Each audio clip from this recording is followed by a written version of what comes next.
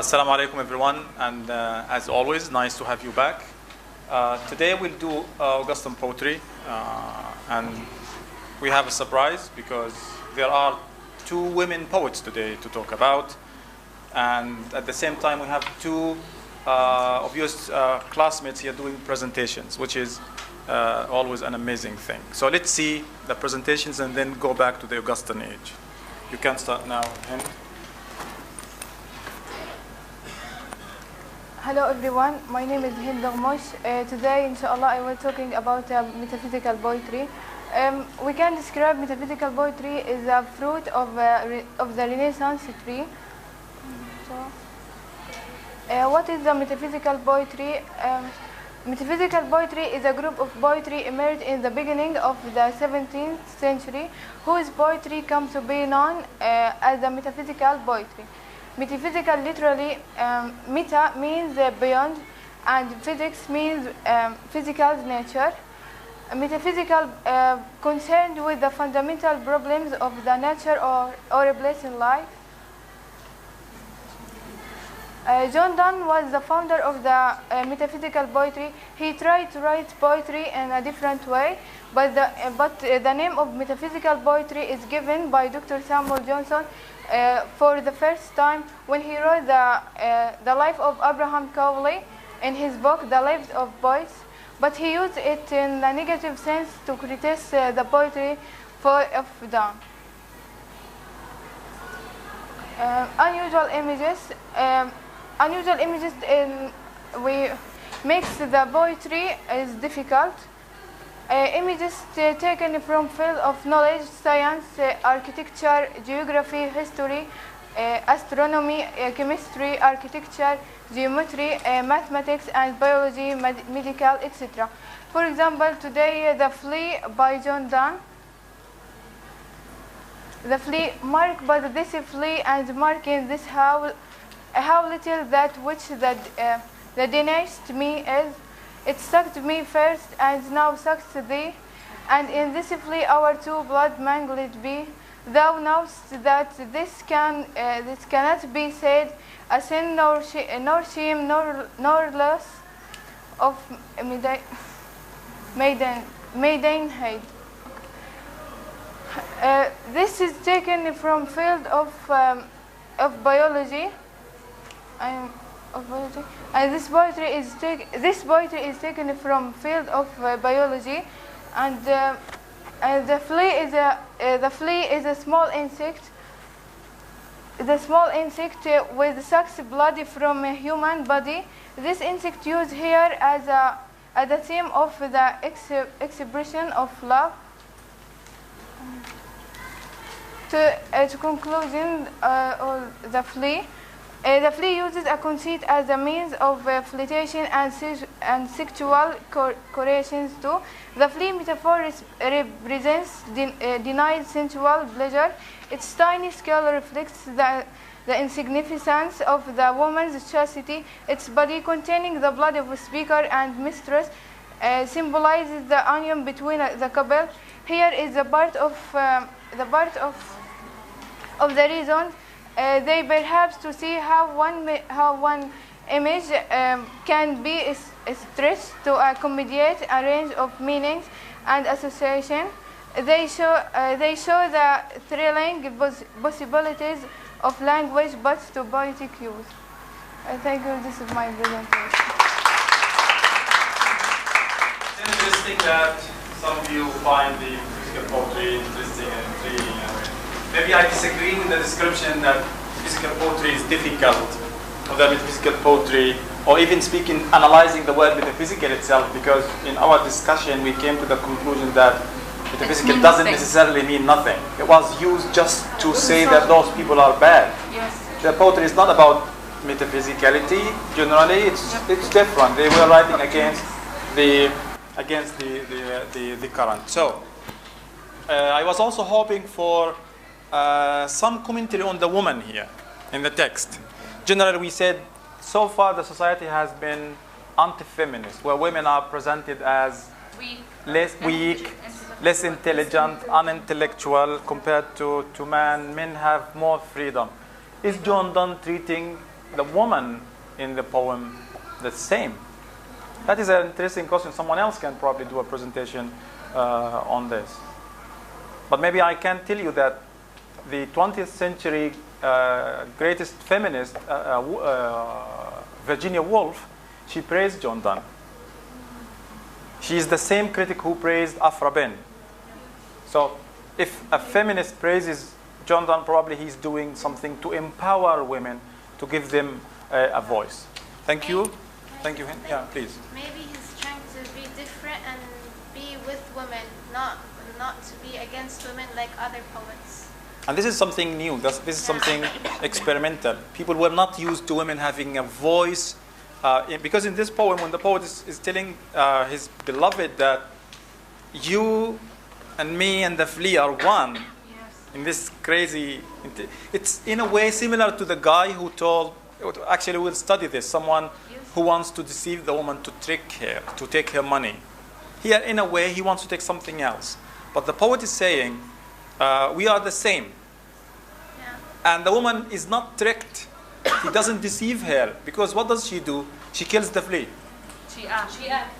She acts. She takes action, exactly. So he's telling her, because listen, when we speak about three, we speak about Trinity, in Christianity. So he's telling her this is a sacred creature now because it has the blood of three. It's like Jesus Christ, God, and everything. She's like, she kills the FLEA. This simply an act of action. The woman might not speak here, but she takes action. She does the most significant thing in the poem. And this is generally what a woman does in John Donne. Next, we have Haneen with another presentation. Hello everyone, my name is Haneen. Today I will talk about satire. So firstly, what is satire?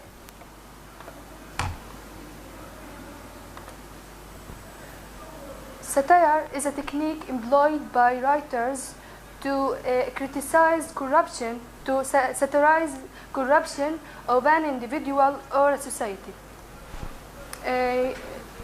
Satirical writing is usually funny. So the main purpose of satire is not to humor, but to criticize corruption. There are 4 techniques to produce satire. The first one is reversal, when normal rules or order are reversed. The second one is parody. Parody is a humorous and exaggerated imitation. The third one is incongruity, is something that seems out of place or out of character. The last one is exaggeration, is giving an impression that something is greater or larger than it really is. So using humor is more effective than if you want to say this is wrong. But if you use humor, this is something will be more effective than if you say this is wrong. So this is an extract by John Wilmot. Who can read it?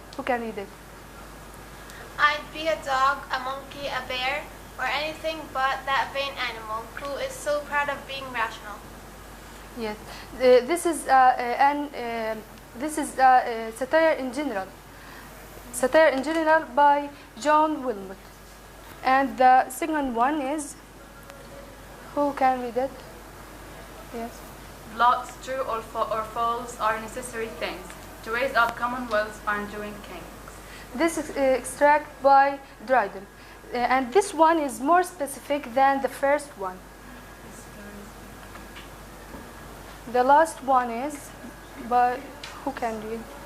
Yeah. There is to some faint meaning make pretense, but Shadwell never divides and presents. This is this extract to satire someone who called Shadwell.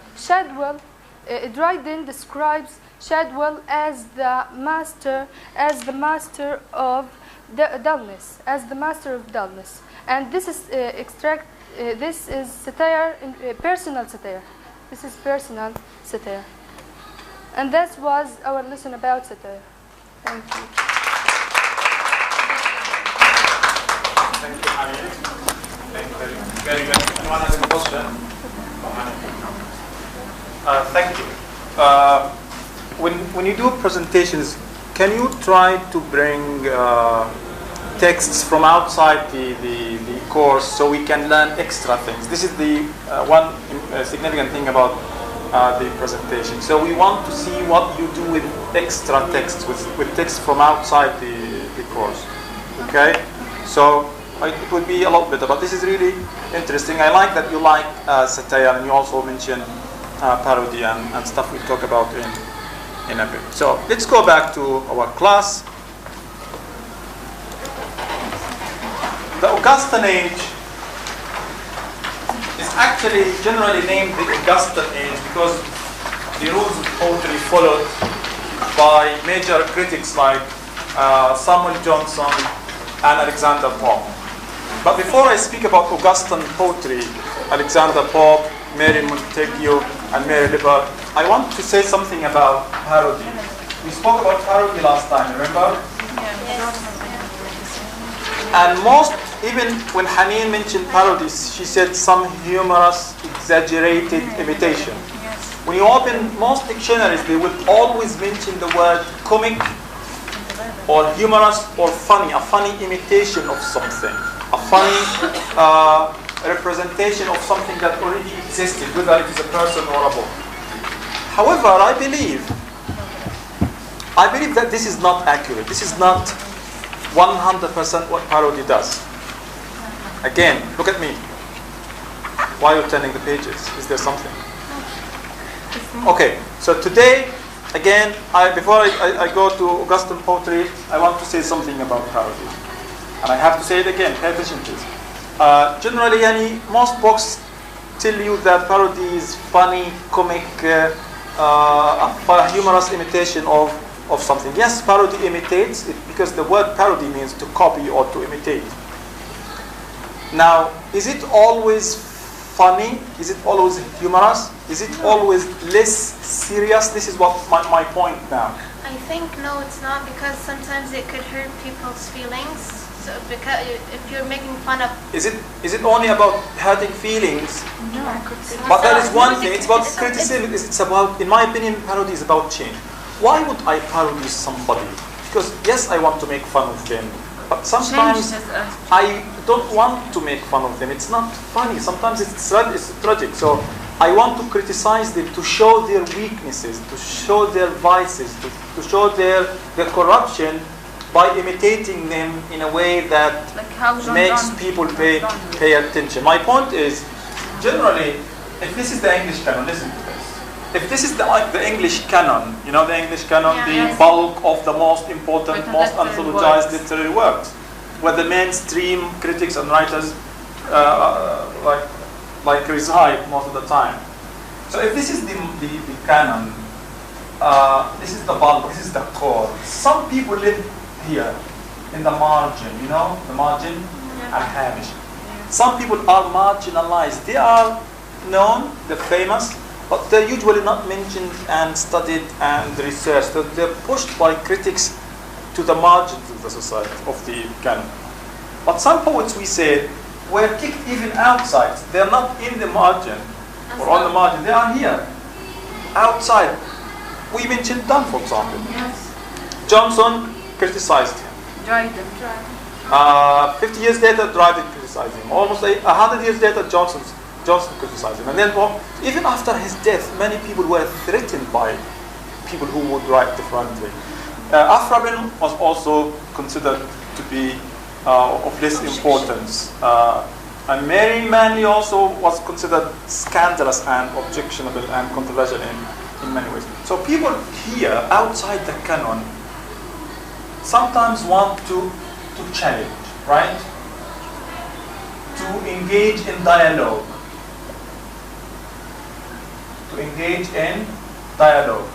Sometimes they want to defy. Sometimes they want to criticize. Sometimes they want to subvert. You know what subvert is?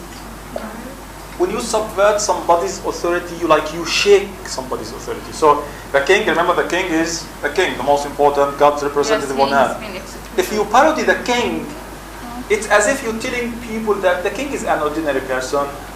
He can be criticized. Shake his place. He can be to shake the idea. So because people think that the king, the president, is a person fearful, untouchable. You can't touch him. You can't criticize him. When you parody him, it's like you're telling people that he's an ordinary person. He's a human being. I can talk about him in a particular way. In order to do this, those people outside the canon, they usually resort to parody. Parody, metafiction, metatextuality sometimes. And we've seen this in John Donne. Yes. Come live with me and be my love. And we will some new pleasures prove. So if ordinary people would be, the idealism of the Elizabethan age, all the pleasures. And we have a new poet who says, some new pleasure. Okay, why some? Because all is wrong, not realistic. And you, I want to see what. So he's shaking the world of the Elizabethan courtly love. This is what John Donne is doing. So when those people use parody, who usually does the criticism? Male critics, people in the canon, people who create the canon. So are they going to be happy with the parody? No. They're not. Are they going to be happy with the parody? They are not. So for them, for Samuel Johnson, parody is not serious. It's called, I'm not sure what exactly he says, but he says that parody is less serious, less important art than the original text. And it's interesting how Johnson also hates puns. Remember we spoke about puns? Yeah. A word with two meanings or sounds. A pun is a play on word, when you play with words. So those people even don't want us to play with words because they want us to follow the definitions in the dictionary. But there have always been poets who wanted to do things differently. Samuel Johnson, by the way, didn't like Tristram Shandy. And he also didn't like John Donne. And he also didn't like... So why? Because they believed in the rules of decorum. In following particular rules in order to write what they call great poetry. So you mean that the people who are kicked out of the canon use parody as a weapon, as a tool to criticize these people. So how are these people going to define parody? Favorably or unfavorably? Unfavorably. So even the dictionary says, there is fun, there is humor in parody, but not always. When you read "Come live with me and be my love, and we will some new pleasures prove," we don't laugh. It's not funny. We don't giggle. There's no joke there. But John Donne attracts our attention, grabs our attention to the fact that there is another world different from the world, the idealistic world of Christopher Marlowe, another more realistic world, so to speak. Okay, so going back here today to Augustan poetry, we have again three poets: Alexander Pope, Mary Montagu, and Mary Leapor. One man, two women, and these are the first women poets to study, and this is the 18th century. And that is very interesting because in Arabic traditions and culture we have poets as far as I think 2,000, 1,500 years ago. Khansa was a famous poet, Arab poet, female Arab poet. Is there something wrong with women? Are women unable to write poetry or to write? No. Definitely not. Definitely not. There's something wrong with the way the society deals with women, frames women, and marginalizes women. So Alexander Pope is one of the neo-classicist critics and poets. Before I speak a little bit about him, here is one of his famous heroic couplets from, I think, an essay on criticism. He's speaking about poetry, about criticism, about poetry writing. And he says, those rules, the rules of writing, classification, of all discovered, not devised. So he's defending the rules of decorum. You know, Horace and Augustus are nature. So those are discovered from nature. They are nature still, but nature methodized, like systematized, organized. This is something like the likes of John Donne would disagree with, because he's saying the rules, and this is strange, the rules of poetry were not invented by anybody. We found them out there in nature, exactly like we find a planet or some stars or some galaxies out there, or some new species or birds or some type of fish. And this is again very interesting, because for them they actually have a point here. It doesn't mean their poetry sucks or they're bad, or no. According to those people, the greatest poetry was written centuries ago, when man was not corrupted, when man didn't go even to university, was not taught to write poetry. Some people now go to study Arabic or English to be able to write poetry, right? Yeah. But those people didn't learn poetry from anybody. In a way, they were inspired. For those critics, this inspiration could be from nature or from God. So God teaches you how to write poetry, and nature teaches you how to write poetry. When you look at nature, you find everything symmetrical, everything organized. Look at the palm tree, for example.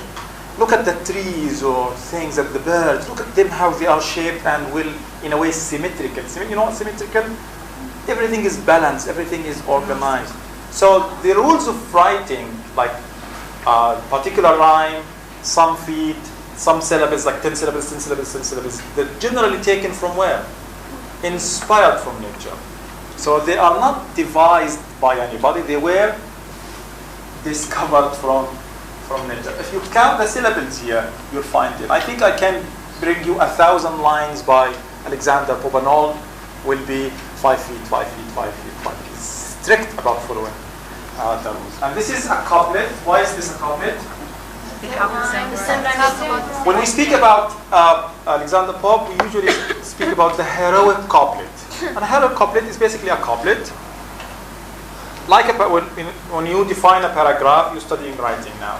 A paragraph is a group of related sentences about one idea. So a couplet is 2 rhyming lines, Talk about one idea. 10 syllables, one idea. 10 syllables or 5 feet, one idea. So Alexander Pope was one of the major poets who followed the rules of decorum. They were adopted during the Augustan age from the Roman poet and critic whose name is Horace. Also, Horace did not invent the rules. He studied poetry and came up with the rules of poetry writing. Were the rules different from the other rules? What rules? You know, we took the old rules of the Quran were similar. Dryden, Samuel Johnson, Alexander Pope, and those poets were inspired by Horace, who was inspired by Homer and those poets. So they were imitating. Many of those people believe good poetry is good imitation, to imitate nature, because nature has everything there for us. Something that John Donne, for example, didn't like and he wanted to change. He wrote several poems. We'll see 2 or 3 of them. One interesting poem by Alexander Pope is called An Essay on Man. You know essay? You write an essay. Yeah, an article. An essay is generally in prose. But he was fascinated with poetry, obsessed with poetry. This is not prose, this is poetry. This is verse. And be careful, this could be a new exam. So if I tell you, a little learning is a dangerous thing, drink deep or taste not the Pierian spring, is a couplet, a heroic couplet by Alexander Pope from his article, An Essay on Criticism. Everything is fine with the sentence except the fact that this is not an article, it's a poem. So don't be tricked by the name. So what does he say here? He teaches poets, he preaches his ideology and what poetry should be about. Remember, for the rules of decorum, literature has to teach and delight. When you read a poem, you have to learn something new, a wisdom, a moral lesson. So a little learning is a dangerous thing. Have you ever heard of this before? Yeah. It's an English proverb, by the way. It's a wisdom. A little knowledge is a dangerous thing. If you know a little thing, if you read only, we have this type of people all the time. People who read 2 books and they think they are knowledgeable and well read. Or people who read like the introductions to 100 pages and they will be. So he's criticizing those people. He's saying a little learning is a dangerous thing. You either learn a lot or better not to learn. Because if you don't learn, generally you might admit that you are uneducated, illiterate. But if you read 2 books and you think you are a poet or a writer or a political analyst, your analysis and everything might not be good or something. So what is his advice? Drink deep or taste not the Pierian spring. You know what does spring mean here? Pierian is, I'll explain it, but what does spring mean here? The full knowledge? No, don't read what is written in the book. It's not correct. Maybe the full knowledge? Spring, the word spring. Like spring, like summer and spring. The verb there. Taste not, drink deep or taste not the spring. Spring is a place where water flows. No. Spring. There's something called hot springs where hot water springs from the spring. So either the Pierian spring is a metaphor for the spring of knowledge, education and everything. So you have 2 choices. You either drink deep, study hard, become an expert, or don't try. This is the idea. This is the advice. It's like I usually say this to my students. When you study English, you have to work very hard. If you finish 4 years of studying English and your English is still bad, it's really sad. So study hard, drink deep from the Pierian spring, and look at the perfect rhyme, the couplet. If you count this, 10 syllables, 10 syllables, 5 feet, 5 feet. Pope was very famous for satire also. Many people wrote satire in the Augustan age. And like his friend Dryden, he criticized his poetic writers. He 2 texts here was examining today. Number 1 is Dunciad. Dunciad. Just one little thing about Dunciad. MacFlackno, the poem by Dryden, in which he criticized his friend, his literary rival. It's the same. In this poem, there is satire and attack on the dullness of his literary rivals. But remember, it doesn't necessarily mean that his rivals are bad or dull. It means that Alexander Pope does not like him. Because he said the craziest thing about John Donne. He has no imagination. Yeah. And even like John Donne was criticized by Johnson, by Dryden, by Samuel Johnson, and everyone agreed that John Donne has this weird, crazy imagination. He's a witty poet. Alexander Pope was like, no, he doesn't even have an imagination. He's not imaginative. Is he correct? Is he right? I don't think so. No. So don't take everything for granted. Think for yourself. His most famous work here is The Rape of the Lock. We spoke about rape in the past, but rape here means stealing something. We speak about the rape of Palestine, how Palestine was stolen, was occupied by. Lock is a lock of hair. A lock of hair, yeah. The Rape of the Lock is a mock epic satire. You know what an epic poem is? Remember? Beowulf, about heroes, battles, heroism, like Beowulf, always very long, about serious issues in the community. But in this poem, very long poem, I'm not sure how many lines, but it's very long, Alexander Pope is criticizing the trivial things of the society, in which, like in the Arabic culture, we have Dahis wal Ghabra, where there was like a 40-year battle over you know, 2 camels. Was it 2 camels or 2 horses or something? In this story, someone cuts a little girl's lock of hair, and then all hell breaks loose. They start fighting and fighting and fighting. So what is he criticizing? In the rape of the lock, he's criticizing the trivial things in the society. How this fake self-importance, how people pretend to, you know, be great, but in reality they are all only fighting about trivial things. There are no heroes in this age. There are no battles in this age. It's all fake, like Dryden said some probably 50 years or 60, 70 years earlier. Okay? That's the rape of the lock. So what is a mock epic? What is an epic? A long poem about heroism. What is a mock poem, a mock epic? An epic about a trivial thing. It's an epic. It's a long poem that mocks. Mocks means to mock something, to make fun of something. But there's also this, when you do an exam, when you don't do the original, like sometimes you have to do a trial exam. It's called mock exam. Yes. Have the Mock test. Mock test. Yeah. So mock epic, it's epic, but it's not an epic because you have like 1,000 lines. But what is it about?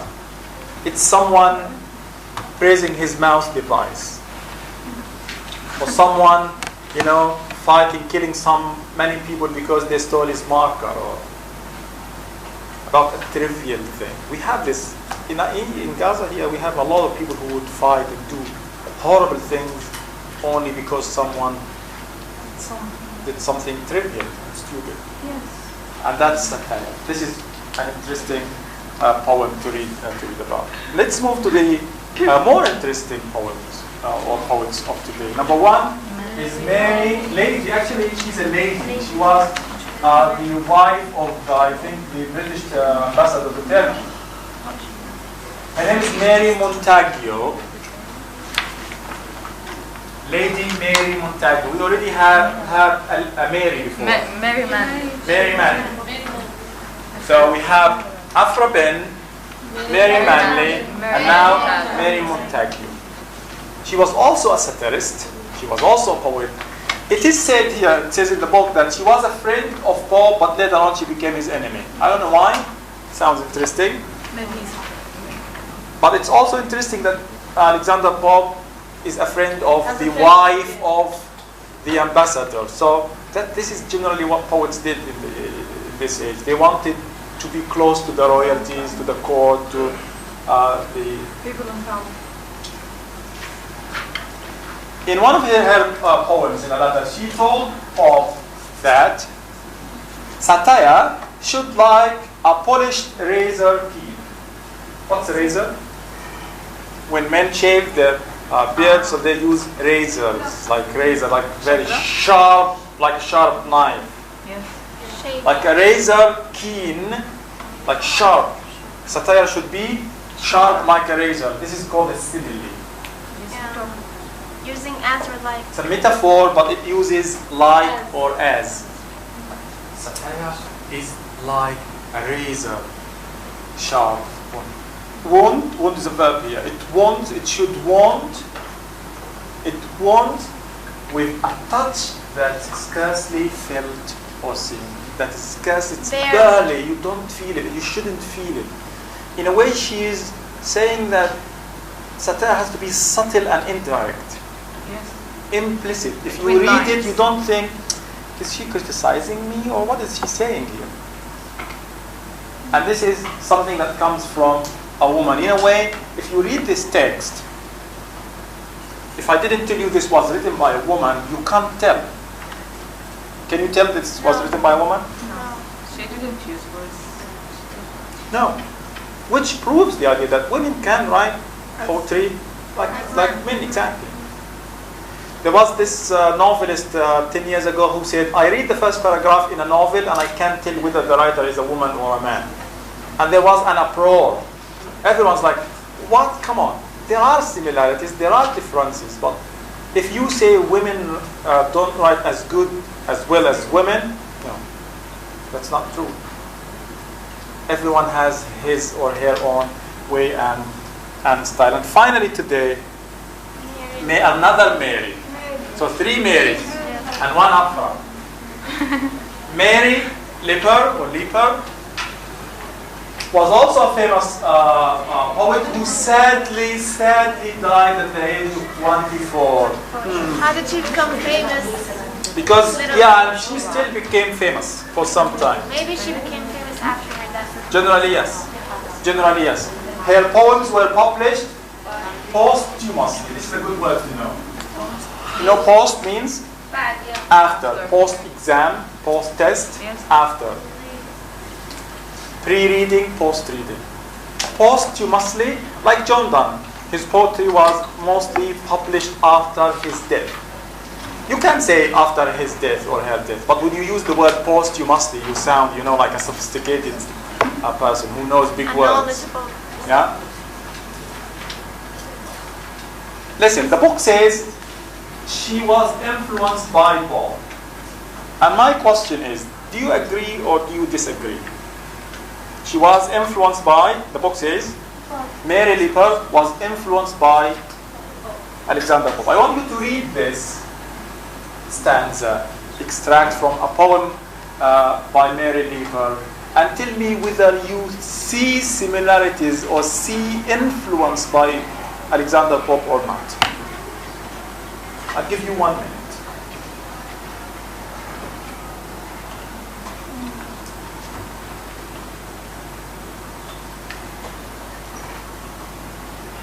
The theme.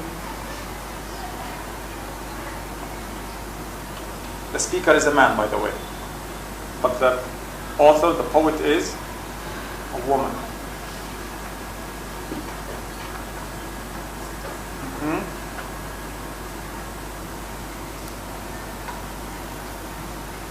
Can you read someone? Please. Now, ma'am, as the chat Madam. Ma'am, 1 syllable. Madam, 2 syllables. Madam, as the chat goes round, I hear you have 10,000 pounds, but that as I a trifle hold. Give me your person, dim your gold. Yet for your own sake, it's secured. For your own sake. Secured. It is. Secured. I hope your house is too insured. Insured, yeah. Someone else? Back, at the back, please. Now, madam, Can you raise your voice? Speak up. Now, madam, as the chat goes red, I hear you have 10,000 pounds, but that as I travel home, give me your best one down your gold. This for your sake, Secured. I hope your house will Houses, 2 inches. Someone here, loudly. Raise your voice, please. Now, madam, as the chat goes round, I hear you have 10,000 pounds, but that as I travel hold, give me your person, then your gold.